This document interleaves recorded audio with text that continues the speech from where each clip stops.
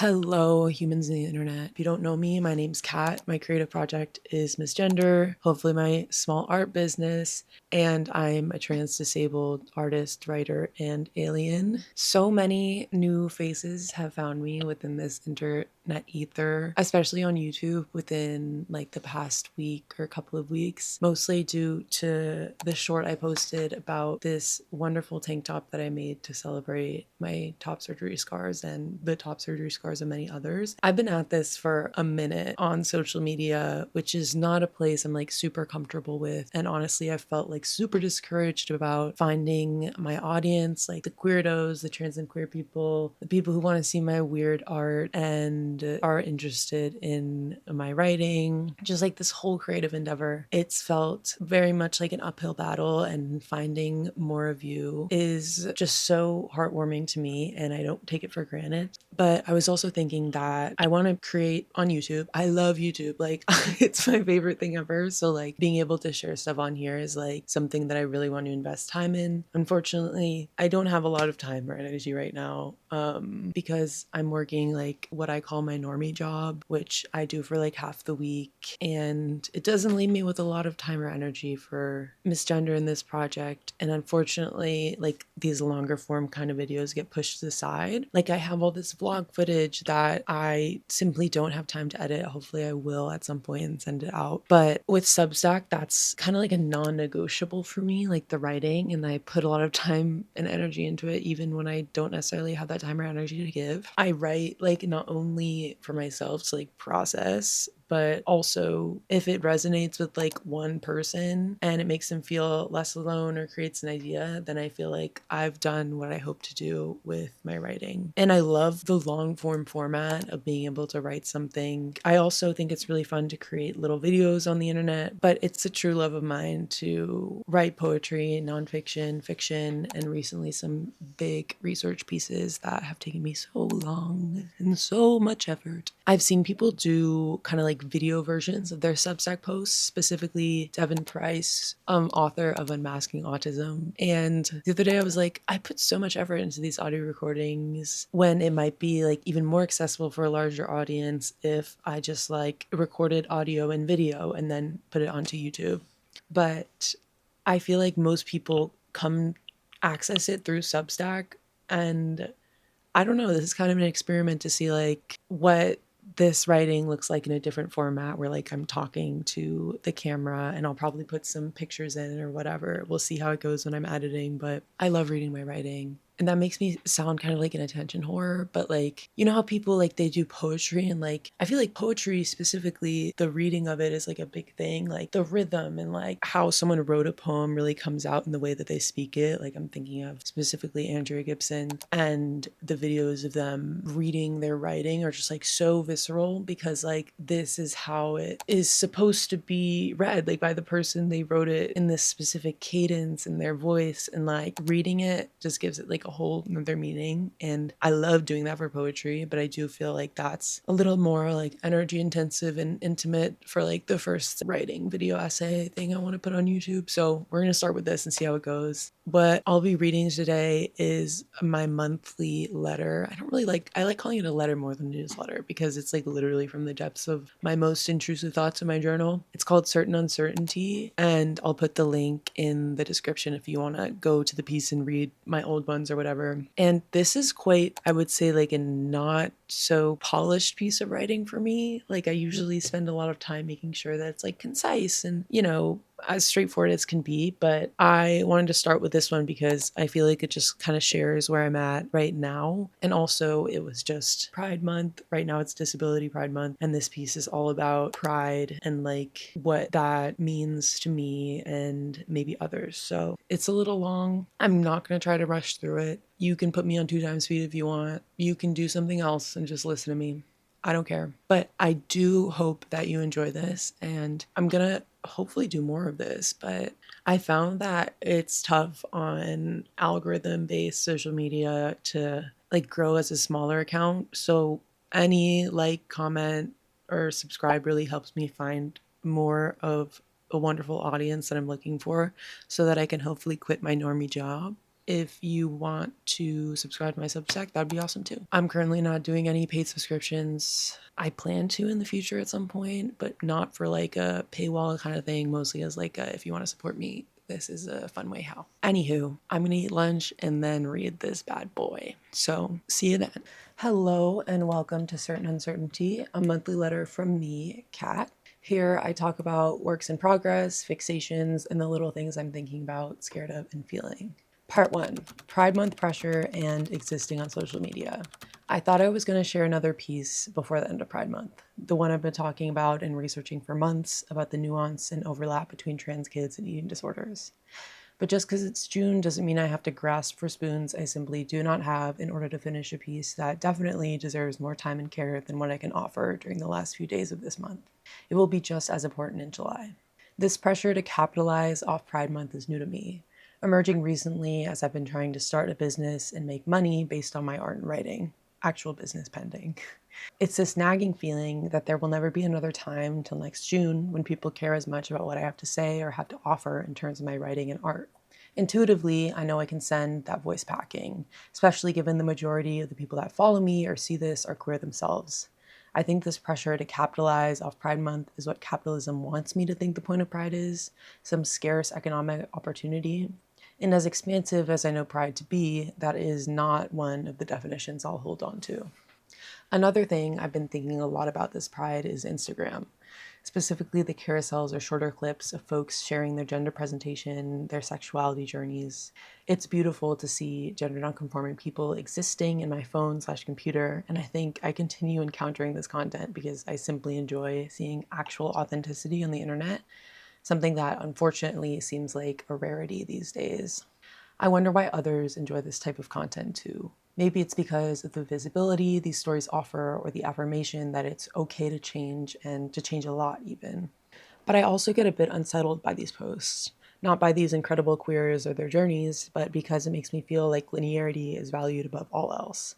A storyline, a life, a presentation that fits into beginning, middle, and end.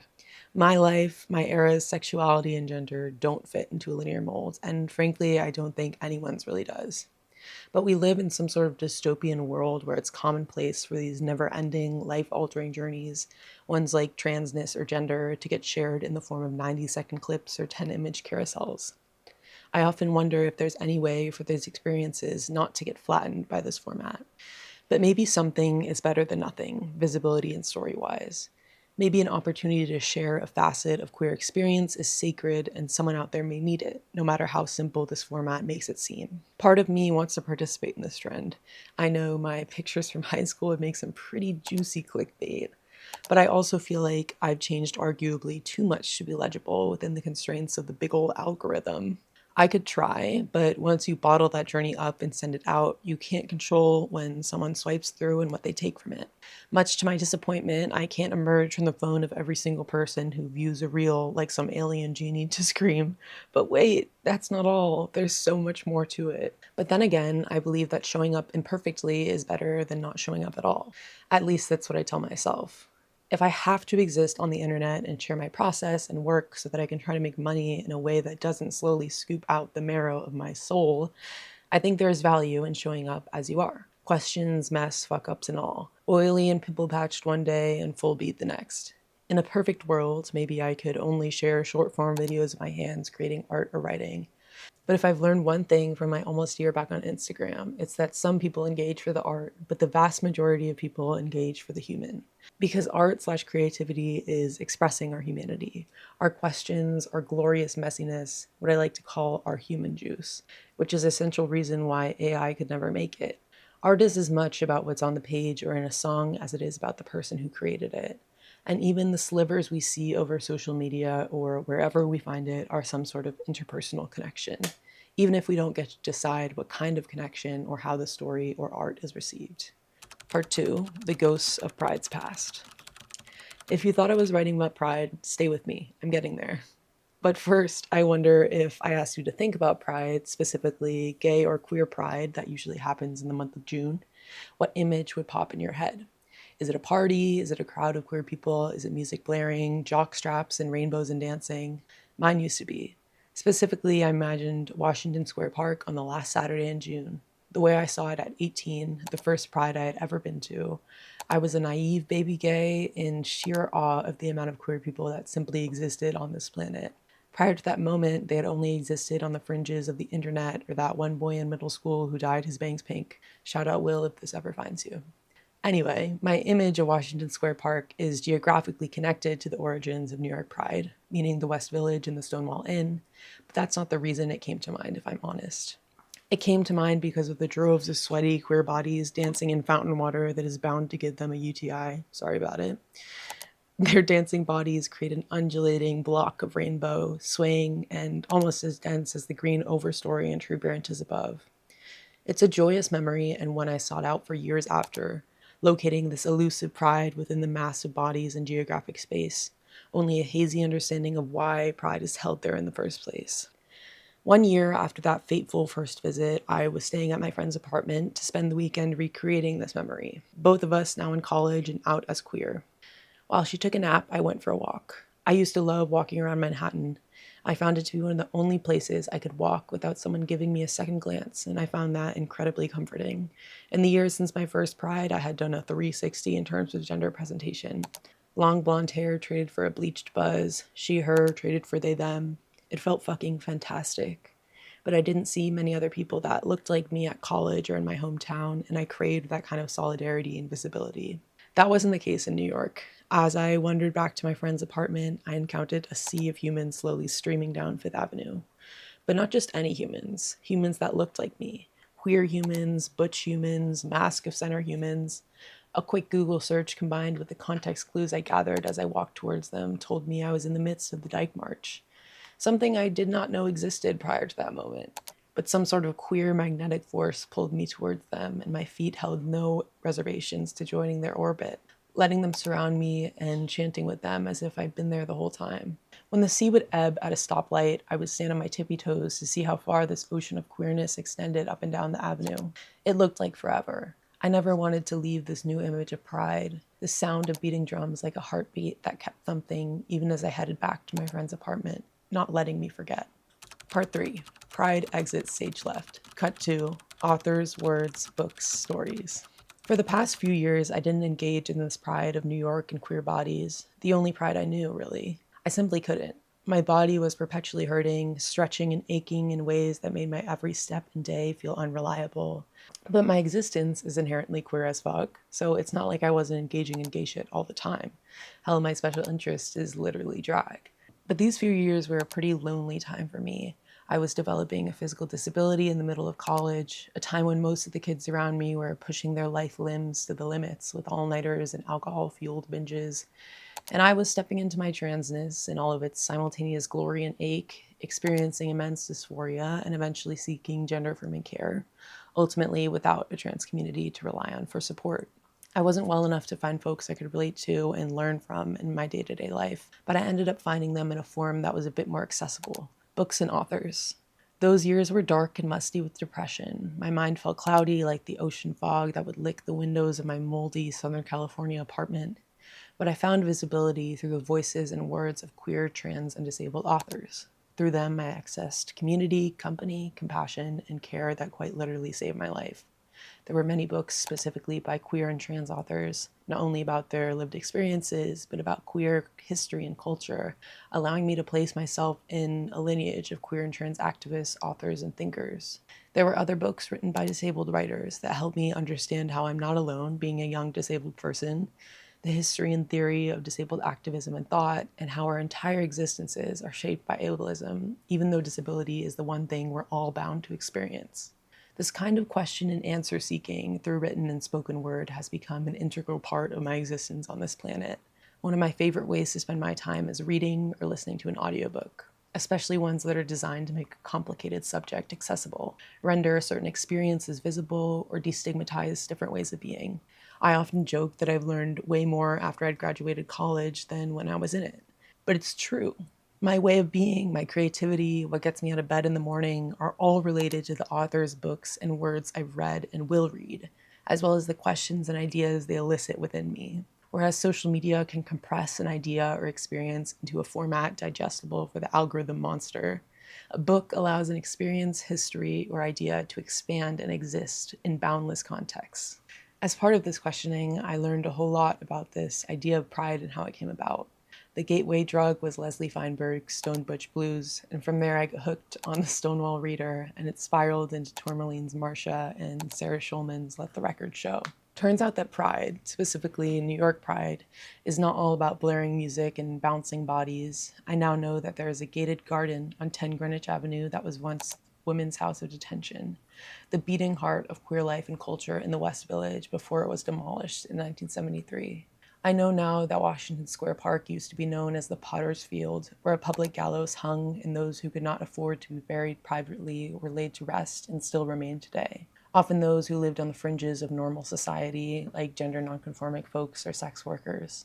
I know about the riot at the Stonewall Inn on June 28, 1969, an action born of the swelling momentum by the 1966 Compton's Cafeteria riot in San Francisco and the sip-in at Julius's in New York's West Village, protesting bars using the state's liquor authority to prohibit service to homosexuals.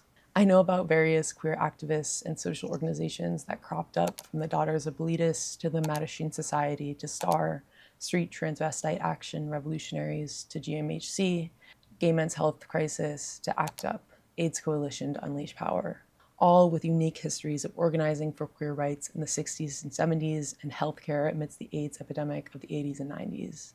I now know how queer history has been whitewashed, made to be more palatable by focusing on white gay men as the knights in shining armor of Stonewall, when in reality there were people of color, dykes, butches and femmes, drag queens, and transsexuals there as well. I now know the history of a singular night can be complicated, bound by the unique recollections of human memory.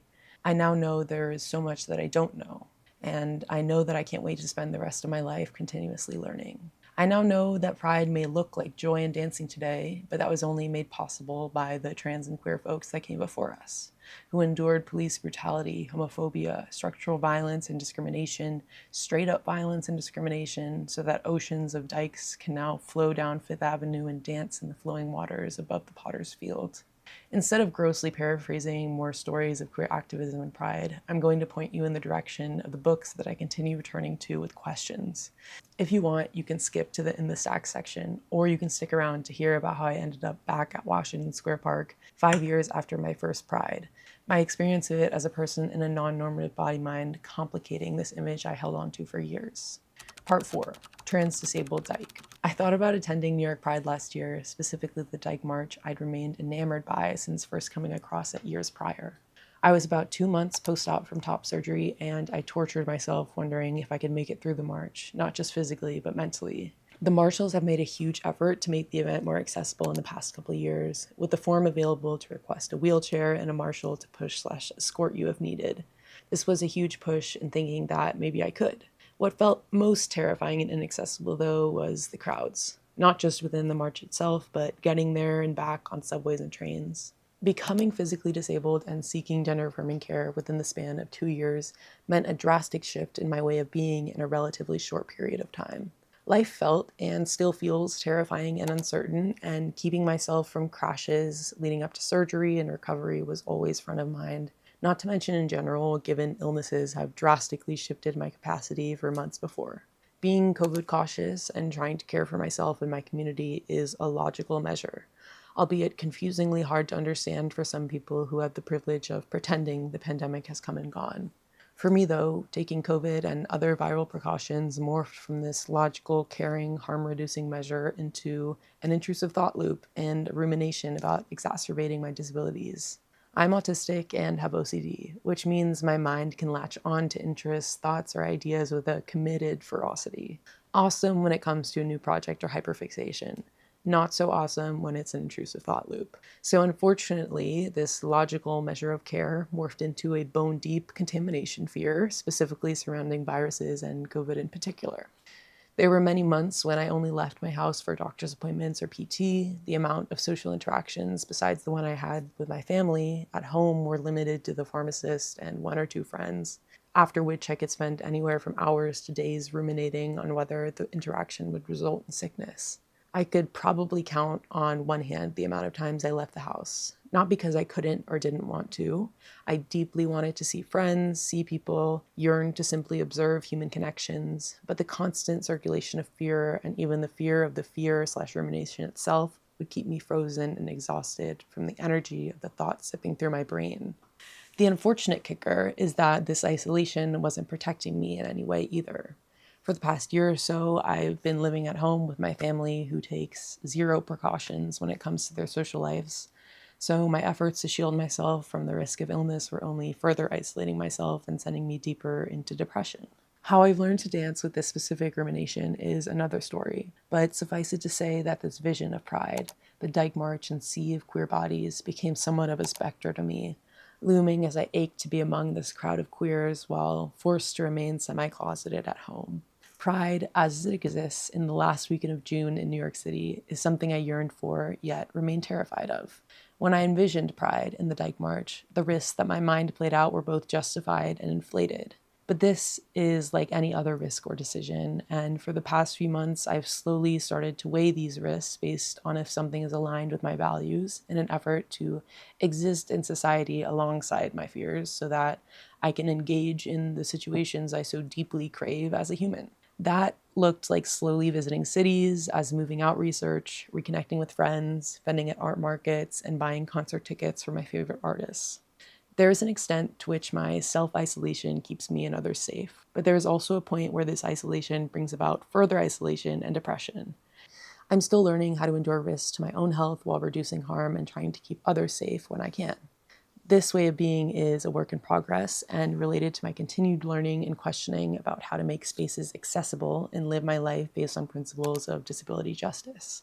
Long story short, this kind of thinking and decision making and mini exposure therapy helped my OCD and intrusive thoughts get quieter, a low hum occupying my mind on most days rather than the clanging of pots and pans I've endured for most of my adult life. And all of June, I made the kind of decisions that would prepare me, both mentally and physically, for going to New York Pride, specifically the Dyke March. I wanted to experience being held and surrounded by trans and queer folks, to be in that geographic space known as Manhattan on that last weekend of June, somehow connect to the legacy of trans and queer folks who fought for me to exist today. Part 5, they have risen, parentheses, made it to the Dyke March. Leading up to my train time on Saturday, I had the kind of deep physical anxiety that glues you to the toilet seat for most of the day. At least it's my experience of it. I've read that when your body believes a threat is coming, that good old fight or flight response wants to empty your bowels of anything that could weigh down your escape from said threat. But there I was, running towards the threat instead. Well, not exactly running, I can't do that, but hurtling towards Manhattan on the Metro North, listening to Muna's new album and hoping it would inject some sort of gay, calming strength into my veins.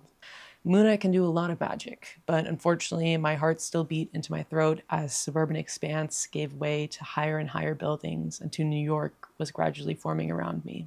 A couple hours later, there I was on Fifth Avenue with two friends, out of breath, right hand gripping my forearm crutch and wondering if we're late. Trick question, because gay time. It's drizzling and the crowd is buzzing, a collective vibration of sapphic joy and anger and liberation powered by Bluntstone's sambas, wheels, pleasers, and a factory worth of Doc Martens. I try to read all the signs around me, although it's an impossible task to swivel my head around while also trying to see where my feet are going on the pothole-riddled avenue below. Here are some that I remember. No LGB without the T. It's our pleasure to serve cunt. Hot dykes melt ice. I used to go here. #alum. I like my ice crushed. No one is illegal. Dykes for trans rights. Scissor someone today. Gender? I hardly know her/them. My friends and I collectively decided that the walking pace was going to be difficult for us to sustain, so we grabbed some Korean food and meet up with the march at Washington Square Park via subway. A plan I'm very grateful for because I don't think I could have survived those almost 30 blocks on top of the walking I was already doing that day. Parentheses, probably should have requested a wheelchair. As we walk towards the park, we realize we'll be waiting for the march's arrival, the din of chants and drums in the distance. We park ourselves at a traffic light in front of the arch to watch this beautiful ocean of queerness start streaming in the entrances on either side of our parking space. This is my favorite part of the day. As much life as I've lived since experiencing my first Pride 5 years ago, I remain awestruck at the sheer amount of queer people that congregate for such events. There's this deep disconnect between the loneliness I've often felt as a queer and trans person and seeing queer and trans people like myself take up block after block of space. In an effort to remember this feeling, I try to take in every face that my eyes fall on. I wish I could create a yearbook of queerness to flip through later when I feel especially alone. Maybe an idea for a future Dyke March. No face is the same, and I try to commit the details to memory. The freckles, the color of masks and glasses, the glitter, the angular jaws, the soft faces, the shaved sideburns, the colorful streaks of hair. I want to remember it all. It feels like every time I commit a face to memory, I see another, and the one before becomes a bit fuzzier. I especially love seeing older lesbians. A comfortable swagger in the way they wear their clothes, hair graying in the way a heteronormative society teaches us to hide, deep and beautiful wrinkles around eyes that have seen and known much more than my own. They bask in their glory of existence, occasionally looking at us younger queers, oscillating between expressions of love, awe, and shock like we might have a glob of pasta sauce in our hair. Soon enough, the drums grow louder before we see the banner that reads, Hot Dykes Melt Ice, 34th Annual NYC Dyke March. Historically, the drummers have led the march.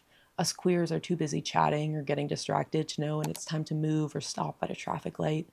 The drums act as both cue and guide, that heartbeat I heard throbbing years before. Each drummer is singular in their movements, how they choose to time their legs with their arms, how high or low on their chest or stomach their drum sits, whether or not their eyes are opened or closed as they connect with the beat. Together, though, their movements and sounds meld together into a singular ocean wave, pushing the wide banner towards the arch of Washington Square Park. With the drummers is a mask mandatory block in the front, a concentrated group of disabled dykes, their presentations as diverse as the type of mobility aids I see before me. Chairs, rollators, canes, hiking sticks, crutches, and more. One person walks past me as I frantically snap pictures with my camera and asks where I got my cane, coolcrutches.com. In that moment of connection, I want to freeze time and ask for their number, give us Crips just a few moments of quiet to recover from the overwhelm many of us are feeling, a moment to simply recognize the presence of each other in all of our queer Crip glory. Alas, I cannot stop time, but I was happy to see us. My friends and I eventually enter the park, which means we're no longer on the lapping shores of this queer sea, but part of its currents and undulations. Because of the nature of my intrusive thoughts, it quickly becomes clear that no amount of exposure therapy could have prepared me for being in Washington Square Park in the aftermath of the Dyke March. As beautiful as I just described, it was equally terrifying for me. I was grounded by the camera strap around my neck, bringing the viewfinder up to my eye and reducing the many stimuli around me to solely what exists within the lens. Clicking the shutter was a moment of presence. Kind of. But also not really, because I was worried about getting pushed or stepped on, as I often do in crowds, being as injury prone as I am. That's a whole separate intrusive thought loop that I've had to work through. Being in the crowd makes my chest feel tight, an interesting realization given any amount of anxiety usually causes me to exit my body, much preferring dissociation and observation from outside my flesh. But in my chest, I feel this tenderness and tightness, the kind of tension that happens right before you get your period when you have boobs.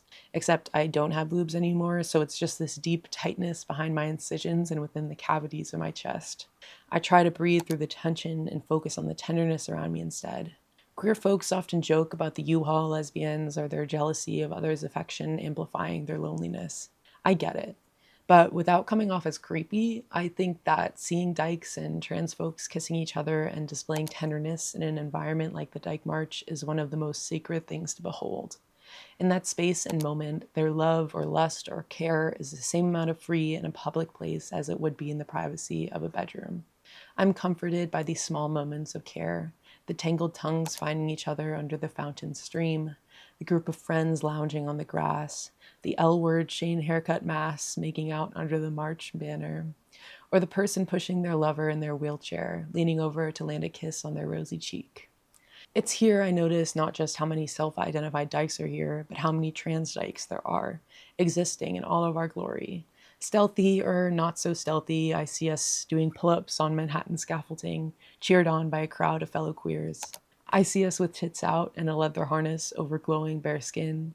I see the curves and straight lines of top surgery scars, often with phrases like Dyke or Hot Dykes Melt Ice, scrawled across chests in eyeliner or pink lipstick. I'm utterly enamored by this jubilant crowd of dykes. As unsafe as I personally feel battling my ruminations, they make me feel safe and a part of something. However, on top of this tightness in my chest, there is also an eerie feeling of loneliness while also being surrounded by kindred queer humans. Somehow, knowing how many of us there are, knowing I'm not alone, never alone, and knowing our capacity for immense joy and freedom makes it sting a little extra when I think about the fact that I haven't found my people yet. I'm in this community, but I'm not in community yet. And there's a strange grief that mingles with quiet joy in seeing so many people who seem like they are in community and have found their people. The air around me is filled with cigarettes and weed and New York and perfume and cologne and likely particles and viruses that I can't help myself from picturing as I try to breathe. I put on my mask, take it off when I overheat and feel like I can't breathe, only to put it on 10 minutes later. My chest is tight and my head is spinning, and I want to make conversation with the gorgeous queers around me, but my brain is fuzzy with the fearful thoughts and familiar buzz of an impending shutdown. I need to find a seat. I need to rest the feet that burn in the hips, that pull and back that feels sewn together by string. Around me, people struggle to exit the bedlam of the fountain. They look like drowned mermaids reaching a hand that will pull them out of the water and make them human again. Once free, they contort their beautiful bodies to put wet feet into socks and consequently wet socks into shoes, squelching as they walk towards the grass to join their friends. Those with hair twisted out like a wet t-shirt, the fountain water creating abstract puddles in the hot concrete. It's a beautiful scene, and at the same time, I wish it was quieter. It's immensely awesome that there is a boisterous crowd of sapphics taking over a park, but it was hard to navigate as a disabled person. That's no fault of the organizers who truly tried to make the march as accessible as possible. They were all wearing matching shirts, masks, providing wheelchairs, escorts, and reimbursements for cab rides so that dykes can save spoons.